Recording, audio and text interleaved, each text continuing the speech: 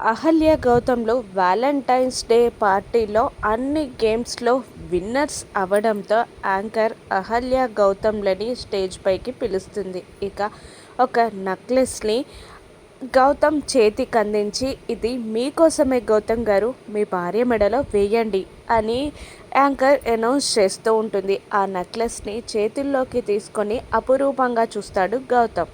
అతిథి బాధతో కుమిలిపోతూ ఉంటుంది. భానుమతి కోపంగా చూస్తూ ఉంటుంది. కానీ ఇవేవి పట్టించుకునే స్థితిలో ఉండడు గౌతమ్. ప్రేమగా అహల్యనే చూస్తూ ఉంటాడు. ఆ నెక్లెస్ తీసుకొని అహల్య వెనకాలకి వెళ్ళి ప్రేమగా అహల్య మెడలో వేస్తాడు గౌతమ్. ఆ తర్వాత ఒక రోజ్ ఫ్లవర్ని తీసుకొని అహల్య ముందు మోకాళ్ళపై కూర్చొని, "ఐ లవ్ యూ అహల్య గారు" అని ప్రపోజ్ చేస్తాడు గౌతమ్. గౌతమ్ ప్రేమని అహల్య ఫీల్ అవుతూ ఉంటుంది.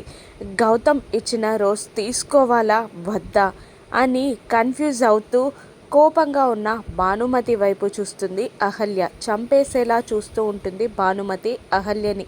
అతిథి బాధగా చూస్తూ ఉంటుంది. కానీ గౌతమ్ తన మోకాళ్ళ మీద కూర్చొని, "ఐ లవ్ యూ అహల్య గారు" అని మళ్ళీ అహల్యకి ప్రపోజ్ చేస్తూ ఉంటాడు గౌతమ్.